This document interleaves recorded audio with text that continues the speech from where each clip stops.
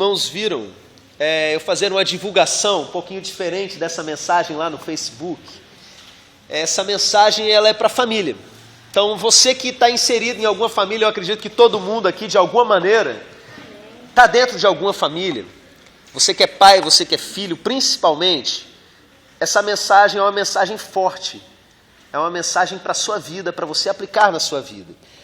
O texto ele é longo, então a gente vai ler de pouco em pouco, tá bom? A gente vai ler os 2 primeiros versículos, eu vou falar um pouco a respeito disso, e depois a gente vai seguindo devagar no texto. 2 Samuel 13, a partir do versículo 1, nós lemos assim: Ora, Absalão, filho de Davi, tinha uma irmã formosa, cujo nome era Tamar. Sucedeu depois de algum tempo que Amnon, filho de Davi, enamorou-se dela. E angustiou-se Amnon até adoecer, por amar sua irmã, pois era virgem. E parecia impossível a Amnon fazer coisa alguma com ela. Só até aqui por enquanto. Eu sei que alguns irmãos já conhecem essa história, mas a maioria não conhece. Então deixa eu situar vocês. O rei Davi, lembra daquele Davi, da pedrinha lá no gigante, o grande herói do povo de Israel? Davi, ele tinha várias esposas, era algo permitido pela sociedade naquela época. E Davi tinha vários filhos com essas várias esposas, e um desses filhos, esse tal de Amnon, que a gente leu aqui, ele de repente olhou para a irmã dele de um jeito diferente. A irmã dele era muito bonita. O texto não diz simplesmente ela era bonita, ela diz que ela era formosa. Difícil a gente usar, os jovens usarem essa palavra formosa nos dias de hoje, mas formosa fala de formas. A danada da menina era formosa, tinha formas agradáveis, como nos diz o dicionário. E esse menino começa a olhar de uma maneira meio esquisita para a própria irmã. Era irmã só por parte de pai, mas era a irmã dele. E aí o texto diz que ele enamorou-se dela. Outra palavrinha aí que a gente não usa muito, é a mesma coisa que apaixonou-se por ela. E angustiou-se Amnon até adoecer por amar sua irmã. Olha que coisa estranha, gente. Alguém aqui já quis muito uma coisa a ponto de ficar doente? Você desejar tanto uma coisa a ponto de ficar doente, já não é uma coisa muito normal, acontece assim, em casos muito específicos. Esse camarada resolve querer a própria irmã. O texto fala, por amar sua irmã. É engraçado a gente olhar o escritor aqui de 2 Samuel chamar de amor, né? Isso é amor? Mas, na verdade, cada pessoa tem uma definição diferente para amor. Às vezes, numa mesma relação, quando o homem fala, eu te amo, ele está dizendo uma coisa. Quando a mulher responde, eu te amo também, ela está falando de outra coisa. Não é? No grego, por exemplo, eram 5 palavras diferentes para falar de amor.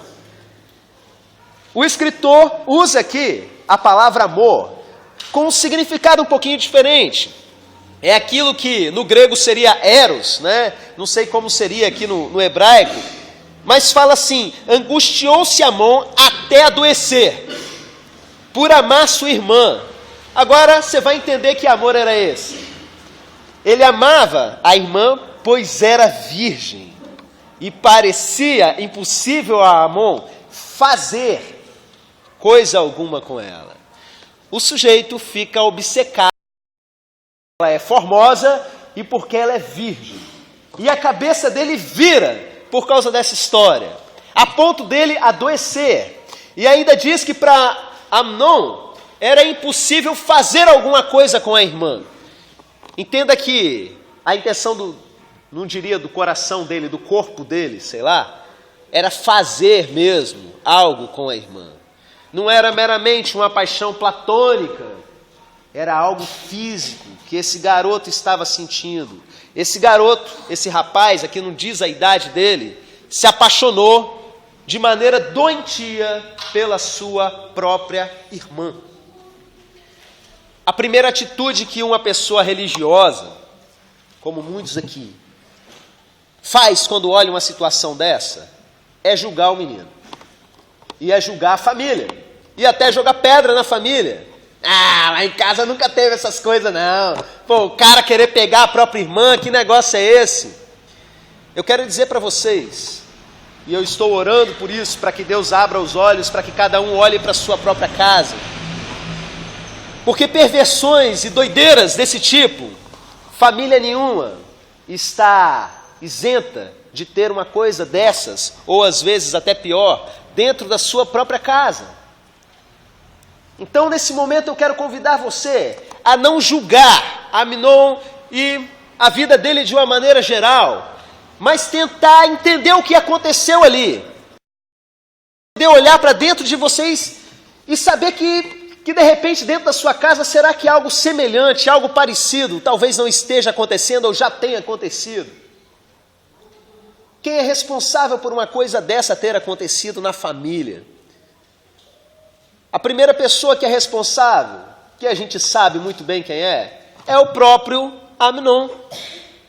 Ah, pastor, mas a gente não controla o coração da gente, e blá, blá, blá, blá, blá. E essas conversinhas fiadas de novela que eu já falei aqui de outras vezes, o que eu penso a respeito disso? Gente, o que ele fez e o que ele sentiu se chama pecado. E como é que o pecado entra na vida da gente? O Satanás vai lá e joga a sementinha? Não! A Bíblia ensina pra gente lá no livro de Tiago, capítulo 1, como é que o pecado ganha espaço na vida do ser humano. O homem é tentado pela sua própria concupiscência. E ele vai detalhando o que isso significa. É mais ou menos assim, deixa eu tentar traduzir para vocês. O pecado, antes dele ser pecado, ele é um impulso. Quando Tiago fala da sua própria concupiscência, é o seguinte: todo mundo tem um impulso para o pecado. Todo mundo tem um impulso dentro de si. Só que esse impulso, não necessariamente, ele vai virar uma tentação na sua vida. Tiago explica para a gente que esse impulso, quando ele é concebido, ele vira uma coisinha chamada desejo, traduzindo aqui, para os irmãos. E esse desejo, depois que ele é concebido, ele dá luz ao pecado. É tipo assim, ele foi gerado como desejo e ele vai parir como pecado. Tenta pensar nos pecados da sua vida nesse momento. Tenta pensar naquela coisa que mais te tenta para cair. É mais ou menos assim que acontece. É mais ou menos não. É essa a matemática da situação. É assim que funciona a máquina do pecado dentro da gente. Você tem um impulso. Não necessariamente esse impulso precisa virar alguma coisa. Mas aí, esse impulso, você para ele virar um desejo. E esse desejo, daqui a pouco ele vira um pecado. Você ser tentado não é pecado, gente. Tentação não é pecado. O Senhor Jesus, a Bíblia diz, foi tentado em tudo, mas ele não caiu. Só que à medida que o pecado nasce dentro de você, e às vezes ele nasce no pensamento, ele vai ser realizado, ele vai ser concretizado, fala lá em Tiago, e vai dar origem à morte. Lembra lá daquele versículo? Porque o salário do pecado é a morte. O pagamento pelo pecado é a morte. E é isso que acontece com a gente. Está percebendo que o pecado, de repente, do Amnon se parece com o seu, se parece com o de qualquer pessoa? É fácil a gente chegar e atirar pedra nas pessoas porque elas têm um determinado pecado que é mais sujo do que o meu. Às vezes eu escuto pessoas, por exemplo, falar a respeito de pedófilos. Ah, se eu pudesse, eu pegava um cara desse e matava. Aí de repente vai lá e descobre dentro da própria casa o seu filhinho foi crescendo e se transformou em um. Como foi que isso aconteceu? E aí para e começa a investigar a situação. Como pode? Pode ser na casa de qualquer um. Vícios. Vício sexual, vício em drogas lícitas. E tantas coisas. Gente, isso aí independe de você. Porque pecar ou não é uma decisão nossa. Dá aqui sua mãozinha que eu vou lá levar para fazer alguma coisa. Não. é decisão da pessoa. O pai muitas vezes ensina e vive, eu já vi isso acontecer em ambientes bem saudáveis, familiares, e de repente coisas estranhas começam a acontecer com os filhos, porque os filhos são seres independentes e tomam as suas escolhas. Mas o Amnon, ele não é o único responsável pela história. Quem conhece um pouquinho aí, quem já leu o capítulo 12, por exemplo, sabe o que aconteceu. O pai do Amnon, o rei Davi, ele tinha aprontado, e ele tinha aprontado feio. Davi tinha um problema na área sexual. Davi tinha um fraco por mulher, tanto é que ele tinha várias esposas. Só que ele, não satisfeito em ter várias esposas, ele resolveu pegar a mulher do vizinho. O rei Davi, aquele grande herói que matou o gigante, né? Ele resolveu pegar a mulher do vizinho, o vizinho estava viajando. E ele foi lá e chamou a vizinha e engravidou a mulher do vizinho. E para poder encobrir a situação, um erro sempre chama outro erro, não é assim? Para não deixar a máscara cair, o que Davi fez? Facilitou a morte do vizinho, para ele poder ficar com a mulher e não ter problema nenhum, já que ele não conseguiu encobrir com outras mentiras dele. Deus não ficou satisfeito com aquilo, e a gente vê no final do capítulo 12, Deus falando, agora a coisa vai pegar aí dentro da sua casa, você não vai ter mais paz dentro de casa, coisas vão acontecer aí, a morte vai agir a partir da sua própria casa. Você sabe o que isso significa? Isso é um ensino muito forte para a gente. Você já ouviu aquela frase assim? Os pecados dos filhos são filhos dos pecados dos pais? Ah, mas eu já me arrependi, então não tem problema não. Davi também tinha se arrependido. O arrependimento serve para o seu pecado ser apagado lá no céu, para você ser justificado com Deus. Mas as consequências do que você fez vão acompanhar a sua vida e vão acompanhar a vida da sua família. Você já parou para pensar, quanta gente não deve se arrepender quando pula do prédio? Tem, suicida, vai lá no alto do prédio, pula, será que lá no meio do caminho, quando começa a ver o chão ficar perto, eu me arrependi, Jesus, me salva, eu não queria ter pulado.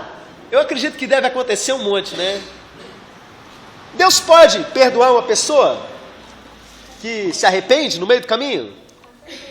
Mas ele vai mudar a lei da gravidade e agora a pessoa vai voar de volta? Eu nunca vi isso acontecer, não. De repente está caindo, Senhor, estou arrependido. Sai voando. As leis da natureza, elas vão continuar seguindo o seu rumo, você vai continuar colhendo aquilo que você plantou. Você vai comprando numa mercearia o mês inteiro. Aí de repente você foi lá e aceitou Jesus. Oh, que legal, sou uma nova criatura, as coisas velhas já passaram, eis que tudo se fez novo. A sua conta na mercearia ainda está para pagar, não está? A sua conta no céu, beleza. Jesus pagou para você. Jesus pagou pelo seu pecado. Beleza. Mas a consequência daquilo que você fez, você vai continuar vivendo, gente. Colher aquilo que você plantou. Então Davi tinha aprontado, ele vai colher as consequências daquilo que ele fez. E assim é com a gente, assim é com cada um de nós. Aquele ensino errado que você deu lá para o seu filho quando ele era criança, não vai sumir do cérebro dele. Aquele tratamento mal, muitas vezes até aquele abuso mesmo, que você como pai, como mãe, chegou a cometer dentro de casa, mesmo você e mesmo seu filho, sendo uma nova criatura em Cristo, não vai apagar da cabecinha dele, não. Tudo aquilo de errado que viveu de um lar desorganizado, vai continuar existindo, as consequências dos fatos vão continuar existindo, gente, a cada momento. Você está percebendo como que ter um caso estranho desse na família é muito mais fácil do que você pensou no início? Eu peço para alguns pais pensarem, nenhum de nós é perfeito e a gente faz bobagem mesmo. Coisas que nós fizemos, os filhos vão sim sofrer as consequências. Eu falei para vocês que o Aminon foi responsável. Falei para vocês que o pai dele foi responsável. Agora eu quero mostrar para vocês uma terceira pessoa. Essa figura é perigosa. Continua aí no versículo 3, por favor. Tinha, porém, Aminon, um amigo, cujo nome era Jonadab, filho de Simeia, irmão de Davi. E era Jonadab, homem muito sagaz. Este lhe perguntou: por que tu, de dia para dia, tanto emagreces, ó filho do rei? Não me dirá a mim? Então lhe respondeu Aminon: ama Tamar, irmã de Absalão, meu irmão. Tornou-lhe Jonadab: deita-te na tua cama e finge-te doente. E quando teu pai te vier visitar, dize-lhe: peço-te que minha irmã Tamar venha dar-me de comer, preparando a comida diante dos meus olhos, para que eu veja e coma da sua mão. Deitou-se, pois, Aminon e fingiu-se doente. Vindo o rei visitá-lo, disse-lhe Aminon: peço que minha irmã Tamar venha e prepare 2 bolos diante dos meus olhos, para que eu coma da sua mão. Mandou então Davi a casa a dizer a Tamar: vai à casa de Aminon, teu irmão, e faz-lhe alguma comida. Perceba que apareceu aqui um terceiro personagem na história. Um sujeito chamado Jonadab, que é o primo safado. Eu acredito que muita gente deve ter tido um primo safado, ou uma prima safada. Sempre tem essas coisas na família, não é? Ou um amigo. E esse camarada, ele vai dar um conselho errado, muito errado, pro garoto aí, pro Aminon. Perceba o que ele olha. Ele vê o menino angustiado. Ele vê o cara, de repente, emagrecendo a cada dia. E ele é que repara: não tem alguma coisa errada, meus irmãos? O pai não reparou nada, a mãe não reparou nada, mas o amigo reparou. Não é desse jeito que acontece? É exatamente desse jeito. Eu quero dizer para você que toda vez que você, como pai, como mãe, deixa de cumprir o seu papel como pai, alguém vai fazer isso para você. Quando você não senta para falar de sexo com seu filho de maneira aberta, rasgada, alguém vai sentar para fazer. Jonadab vai aparecer. Quando você não chega para falar abertamente sobre drogas, sobre vício, sobre qualquer coisa, Jonadab está aí para falar para você. A escola, gente, está cheinha de Jonadab. E vai falar do jeito deles. Eu me lembro, não sei se meu pai vai lembrar dessa. Eu com não sei quantos anos, 8, 9 anos, não sei. Eu estava na 3ª série. E aí eu cheguei em casa um dia, e aí meus pais perguntaram para mim assim: como é que foi lá na escola hoje, meu filho? Ah, foi legal, foi uma aula diferente. O que teve? Não, falaram sobre sexo pra gente. Aí eu vi ele e minha mãe assim trocando olhares. E o que falaram para vocês? Ah, falaram um monte de coisa lá, falaram tipo assim: por que quando a gente olha uma menina de mini saia, a gente fica... E fui falando assim, eles, opa! Jonadab vai falar do jeito que ele quiser, vai ensinar do jeito que ele quiser. E pobre dos seus filhos. Olha, gente, essa história aconteceu, que a gente está lendo aqui, há 3.000 anos atrás. É isso que os arqueólogos dizem sobre o período do rei Davi. 3.000 anos atrás. Jonadab hoje tem WhatsApp. Jonadab tem Facebook. Jonadab fica no celular com seu filho, com a sua filha, até o dia amanhecer. E cadê os pais? Eles são os primeiros a perceber, porque o rei Davi era um rei ausente, era um pai ausente, na verdade. Vivia em guerra, um monte de mulher, um monte de problema, descascando abacaxi a vida inteira. Ele terceirizava a criação dos filhos. O melhorzinho que ele fez foi com Salomão, quando ele viu que já tinha dado tudo errado com os outros, ele foi lá e pelo menos deu para o Natan criar. Mas os outros era tudo terceirizado, era pai ausente. Te lembra alguém? Quando a gente é obrigado a sair e trabalhar o dia inteiro, E aí chega em casa, ao invés de passar tempo com o filho, com a filha, com a família, não é? Ah, agora eu quero relaxar, quero ver minha televisão e sai fora. E vai se afastando da presença da sua família. E aí, enquanto isso, Jonadab está lá dando aula para o seu filho na escola, falando muitas vezes ideologias que nem eles mesmos têm muita segurança e estão lá passando aquelas bobagens. E aí Jonadab está lá na televisão falando com seu filho o tempo todo. Queridos, tanta coisa absurda tem acontecido e os pais não se dão conta. Eu estou muito angustiado e revoltado com algumas coisas que eu estou vendo. Um dos casos mais repetitivos que eu tenho visto trabalhando com esses adolescentes é um tipo de autoflagelação. Alguns chamam aí de outro nome, autolesão não suicida, que é a ocasião quando o adolescente, na verdade tem de tudo quanto é idade, né? Passa por uma situação de estresse, uma situação difícil e pega coisas e começa a se cortar. Eu vou perguntar aqui para as pessoas casadas que estão aqui nessa noite, só para os casados, tá? Você conhece alguém que faz ou já fez isso? Levante a sua mão. Ok. Agora eu vou perguntar para os solteiros. Você conhece ou convive com alguém que faz ou fez isso? Levanta a mão. Casados, vira a cabeça e olha para todo mundo aí. Levanta bem alto, gente, para o pessoal ver. Vocês perceberam que é todo mundo? A maioria que nem sabia que isso existia, dos mais velhos, né? Virou uma praga, gente. Eu dou aula só para 4 turmas lá no colégio. Eu tenho 4 alunas, fora outra de outra sala que eu estou aconselhando também nesse sentido, fora da igreja, e está uma praga mesmo.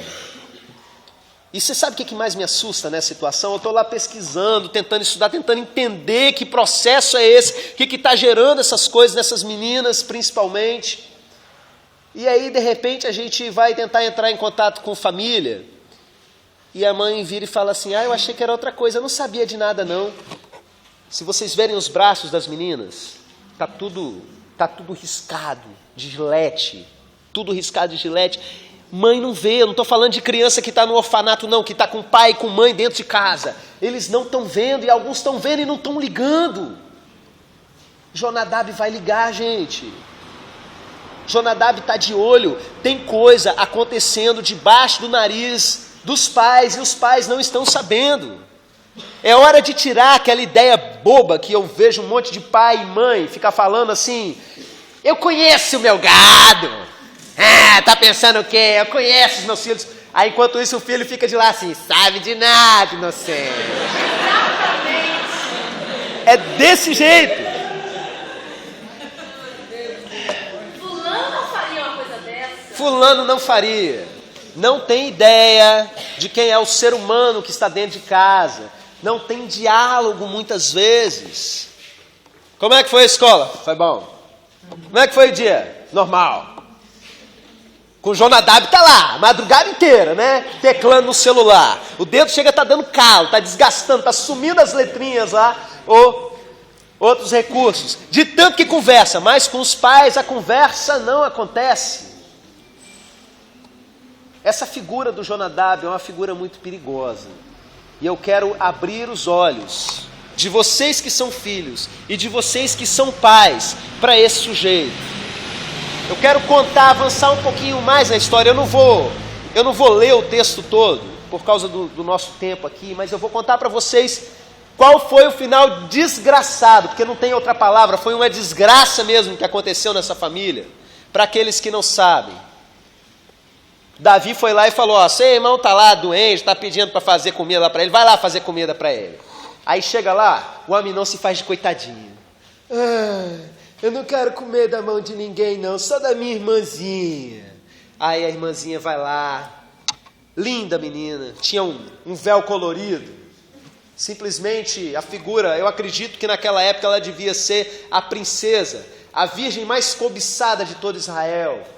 Ela podia, de repente, casar com qualquer pessoa, tinha sonhos. Essa menina vai lá e faz os bolinhos para o irmão, na inocência, gente. As meninas naquela época casavam muito novas, ela já era adolescente, o texto diz que ela já tinha entrado na puberdade. E aí, o Aminon faz aquele drama, né, de coitadinho, ai, eu não quero comer não, sai todo mundo. Fica, Tamar. Tamar, mudei de ideia, vou comer lá no meu quarto. Aí ele deita lá na cama dele, ai, tô doentinho, Tamar. Me dá o bolinho aí que você fez, Tamar. E Tamar vem, e ele, não no bolo, na irmã, creu. A irmã entra em desespero. Você lê ali no texto, você vê ela falando, que isso, meu irmão, não faz uma coisa dessa, deita aqui comigo, Tamar, deita aqui comigo. Que isso, meu irmão, não se faz uma loucura dessa em Israel. Tem gente que fala, devia acontecer naquela época. Não, era tão esquisito, tão abominável como é nos dias de hoje. Me larga, meu irmão. E de repente, na mesma frase, ela muda um pouco o tom. Eu fico imaginando que ela deve ter olhado para aquele olho de tarado dele, visto que ela não ia conseguir sair. E ela fala assim, fala com o rei, papai de repente deixa você casar comigo. Tipo assim, deixa eu tentar um aqui para ver se eu escapo. A Bíblia diz que o Aminon era mais forte que ela. E ele dominou ela. E ele estuprou a própria irmã. E o que aconteceu com essa menina? Essa menina que entrou ali cheia de sonhos, cheia de boas intenções, a menina mais formosa do templo, a virgem mais desejada para se casar, a menina do véu colorido, diz o texto que ela tinha um véu colorido. Ela sai de lá, ela rasga aquele véu e joga cinzas na cabeça, que era o sinal de maior luto em Israel. E a menina do véu colorido vira a menina cinza. E ela sai chorando, gritando em voz alta no meio da rua, em desespero, porque a vida dela acabou. Isso tem acontecido com muitas das nossas meninas e os pais não estão percebendo. A filha está lá deprimida há dias e ele simplesmente não percebe e acha aquilo normal. É coisa de adolescente, não é? A menina tinha sofrido um abuso e ela vai desesperada pela rua fora chorando. A menina da capa colorida, do véu colorido. Agora ela vai para a casa do irmão, do outro irmão, para ficar lá trancada, não sai mais na rua. O irmão dela, o Absalão, que era irmão por parte de pai e de mãe, leva ela para casa e deixa lá. Acabou a vida da menina, acabaram os sonhos. E aí o que acontece para piorar mais ainda? Passam-se 2 anos. O Absalão, o irmão de pai e de mãe da Tamar, arma uma armadilha e assassina o próprio irmão. Davi tem o desgosto de ver essa desgraça acontecendo dentro da sua casa, um filho matando o outro. Lembra lá que eu falei no início que o pecado, quando ele é realizado, ele gera a morte. E aí Davi entra em desespero e adivinha quem está lá dentro da casa de Davi? Jonadab. Ah, Davi, não morreu todo mundo não, morreu só um. O infeliz ainda ficou lá na casa. Continua lendo a história aí que você vai ver. Queridos, isso não precisa se cumprir na sua vida. Amém. Existem algumas coisas que a gente precisa entender nessa história para mudar dentro da nossa própria família. Tem pais aqui que são pais de crianças pequenas, tem muita coisa por acontecer que você pode consertar. Tem pais aqui que já estão com os filhos grandes, tem coisas que dá para a gente mudar, gente. Eu vou falar os conselhos rápidos para os pais e para os filhos. Primeiramente para os pais, presta atenção. O que eu tenho observado é que tem poucos pais que são realmente amigos dos seus filhos. Os filhos são completos estranhos e vice-versa. Você não conhece seu filho não conhece você. Para se perguntar quais são as músicas que ele realmente gosta, o que realmente ele faz, o que ele conversa com os amigos. Você precisa ser amigo de verdade dos seus filhos. Mas tem uma coisa que faz toda a diferença. Existem alguns pais que são muito amigos, mas são só amigos e esquecem de ser pais. Sabe aquele caso da mãe que teve filha muito nova, e aí anda as duas na rua, parece amiguinha porque a idade está próxima? Nada contra isso, mas alguns desses casos, a mãe vira amiguinha da filha, aí desabafa com a filha, e conta coisas e não sei o quê, e esquece de ser mãe, e esquece de chegar e falar, quem manda aqui sou eu. Eu coloco limites dentro dessa casa. Da mesma maneira, pais, que são muito bons para brincar com os filhos, para sair para jogar uma pelada com os filhos, mas na verdade não são bons para botar limite. E adolescente, gente? Adolescente vai até onde dá se você não botar limite neles. Eu trabalho com adolescentes há mais ou menos uns 14 anos, e antes disso praticamente eu era adolescente. Então eu sei do que eu estou falando. Você já viu um adolescente com alargador na orelha? Tem alguém aqui que está com alargador na orelha? Vem cá, para eu mostrar uma ilustração, fazendo favor. Vem cá.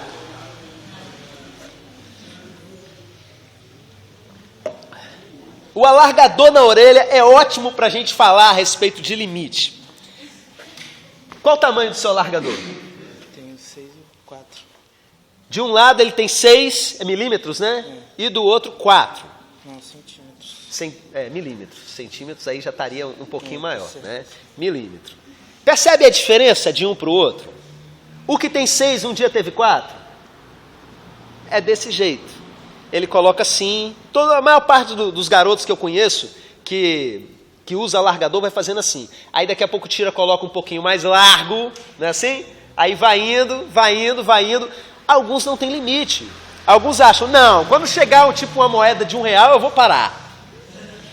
Tem outros que não tem limite. Vai colocando e vai enlarguecendo. Assim é a cabeça do adolescente, não é só a orelha não. Obrigado, Igor, por ter emprestado a sua orelha aqui para a nossa mensagem. Valeu. Você coloca, vai até ali meu filho, ele vai querer ir para mais. Se você fala, vai até lá então, ele vai querer ir para lá mais ainda. Agora, quando você não fala nada, quando deixa a coisa correr solta, para onde que ele vai? Para o infinito e além. Fazer o que der na telha. E aquilo que Jonadab falar, e o que dá na telha, gente, na cabeça de adolescente, são as piores coisas. Porque quem está mal, procura quem está mal para levantar. Você já viu assim? Eu estou com vontade de fazer um monte de bobagem, vou procurar o pastor.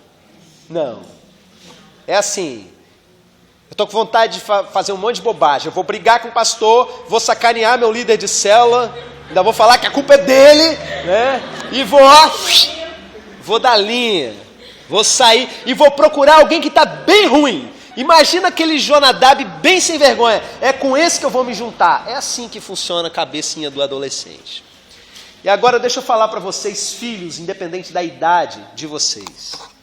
Conselhinho simples para vocês, tá? Imagina um mundo diferente. Vocês já viram em ficção científica essas realidades paralelas? Um universo parecidíssimo com o nosso, mas um pouquinho diferente. Imagina um mundo diferente, em que os filhos têm a genialidade estranha de procurar os pais para conversar, ao invés de ficar tirando onda. Meu pai não sabe de nada de mim, isso é vergonha para você, tá? Imagina uma realidade paralela assim. Vamos pensar na história do Aminon. Se Aminon, ao invés de procurar desabafar com o sujeito, se ele resolve desabafar com o pai. Ninguém faz isso. Mas imagina, nesse mundo paralelo, que ele tivesse feito isso. Pai, vou te contar uma coisa, tá me dando uma doideira aqui, tô com vontade de pegar minha irmã. O que será que teria acontecido? Te garanto, ele não teria morrido, a irmã não teria sido estuprada. E Absalão não teria se voltado contra o próprio pai por causa disso. Toda essa desgraça não teria acontecido. Mas ele teria dado uma surra no moleque. Quem me dera. Quem me dera. Já pensou se uma surra trouxesse o moleque de volta para a realidade? A pior das coisas que ele poderia fazer é simplesmente ir lá dar uma surra. Ainda assim seria alguma coisa. Que é o que muitos pais fazem no desespero quando não sabem mais o que fazer. Quem sabe uns tapas não traziam o menino de volta para a realidade? Ou quem sabe, pensando um pouquinho mais em Davi, Ele não ia compartilhar a experiência dele. Os adolescentes esquecem que os pais, há algum tempo atrás, foram adolescentes e viveram coisas até muito piores do que eles estão vivendo. Vocês esquecem que o pai de vocês um dia teve 13 anos e estava aprontando por aí. Que o pai de vocês já saiu e aprontou aí nas noitadas, esquecem disso. Davi poderia ter virado para o moleque e falado assim: meu filho, não entra numa história dessa, porque eu dei lugar para o desejo do meu coração e arruinei com tudo, e já perdi um filho por causa disso, e eu não quero perder você. Davi ia compartilhar: eu já passei por isso, eu sei o que é ter um desejo doente, um desejo errado no meu coração, meu filho. O pai ia poder falar isso para o filho. Ou mais, Davi poderia pedir ajuda. Davi tinha o pastor dele lá, Natan, o líder espiritual dele, ia chamar Natan. Conversa aqui com esse menino, ele está com as ideias erradas aqui na cabeça, Natan. Conta para ele aquela história sinistra da ovelhinha lá que você me contou. Quem conhece o texto aí sabe do que eu estou falando, né? Quem sabe acorda esse menino, tudo teria sido tão diferente.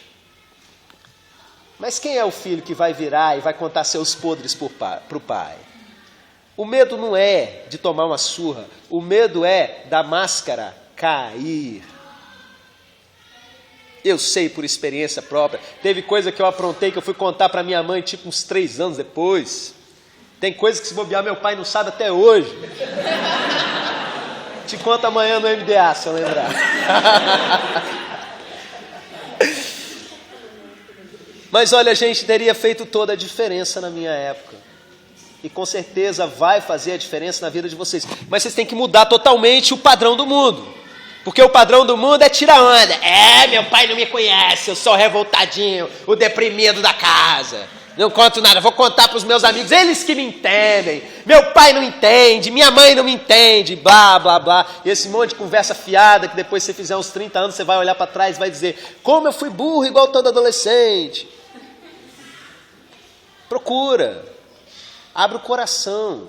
E eu falo agora para os 2 grupos, para pais e para filhos. Dá trabalho conversar, dói que é uma tristeza. Como dói você botar seus podres para fora, mas a saúde na família só vai vir se isso acontecer. Eu tenho certeza que se isso tivesse acontecendo há bastante tempo na sua vida, muitas coisas, muitos erros que você chegou a cometer, de repente você não teria cometido. Aí talvez você vire e fale assim: você não conhece meu pai nem crente é. Pô, lógico, você não vai pedir um conselho para ele na hora que ele estiver mamado, cheio da cachaça, né? Mas quando ele estiver sóbrio, a tendência é: os pais amam os filhos. Não estou falando de casos extremos, de pais abusadores e coisas desse tipo. Você vai ter aí alguém para cumprir esse papel na sua vida. Não vai procurar o Jonadab, vai procurar alguém para ser um referencial para você. E eu quero encerrar essa minha fala nessa noite orando, porque simplesmente o que eu fiz para vocês foi dar informação. A mudança só vai acontecer quando Deus agir de verdade, te der força para colocar essas informações em ação. Eu estou falando sério, gente. Tem mãe aqui na nossa comunidade que não sabe que a filha já abortou, que não tem ideia de quantas vezes a filha tentou suicídio. Isso parece uma coisa assim, parece que eu estou falando coisa de outro mundo para algumas famílias, não é não. Os pais não têm noção do que está acontecendo dentro de casa, são muitos casos. Você de repente fica sabendo de um escândalo de outro, tem muita coisa que não vem à tona, que papai e mamãe não estão sabendo, mas a gente acaba sabendo. Muitos incêndios. Eu quero convidar primeiramente os pais, depois eu vou orar pelos filhos. Pais, venham aqui à frente, eu quero orar pela vida de vocês. Vamos orar juntos, vamos colocar isso diante de Deus.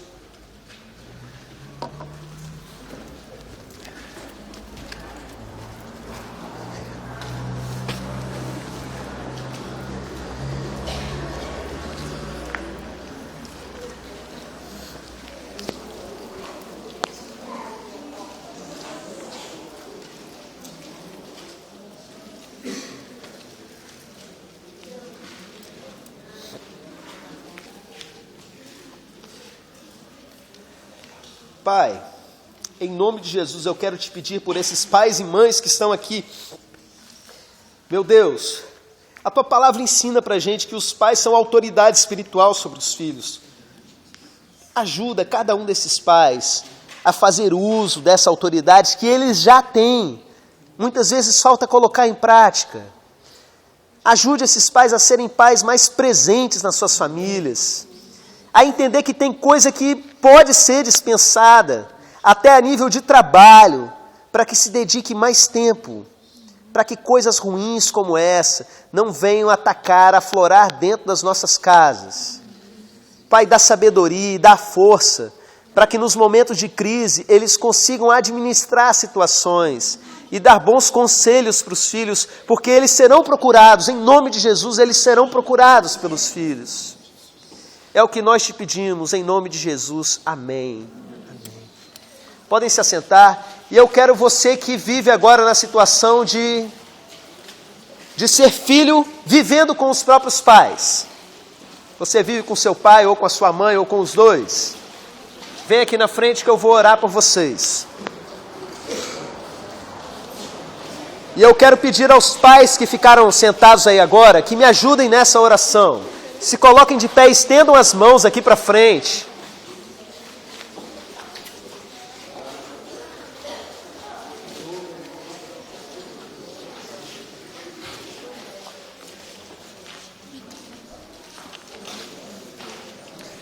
Pais, estendam as mãos para essa rapaziada bonita que está aqui. E me acompanhe nessa intercessão. Deus Todo-Poderoso, eu clamo pelas tuas misericórdias, pela vida desses jovens que aqui estão. Eu sei que a vida tem uma porção de caminho errado para eles andarem, meu Pai. E vai depender da escolha deles, qual caminho seguir. E eu peço, Senhor, abre os olhos deles nesse momento, para que eles não possam ir para as companhias erradas, para os Jonadabes da vida, para os desejos ruins dos seus próprios corações, mas que eles tenham a coragem de fazer o que é certo, e que eles tenham a coragem e a ousadia de revolucionar e serem os filhos que vão conversar com os pais, que vão realmente se abrir com os pais. Em nome de Jesus, dá a eles essa coragem, Pai. Que cada um desses que estão aqui nessa noite possa, de repente, mudar a sua história a partir de uma conversa aberta, rasgada e subordinada à palavra dos seus pais. Em nome de Jesus. Amém. Amém. Eu estou gravando aqui essa pregação de hoje. Caso você queira passar para alguém, vai estar na página do Facebook e no meu canal do YouTube. Você pode ouvir de novo ou recomendar para alguma pessoa.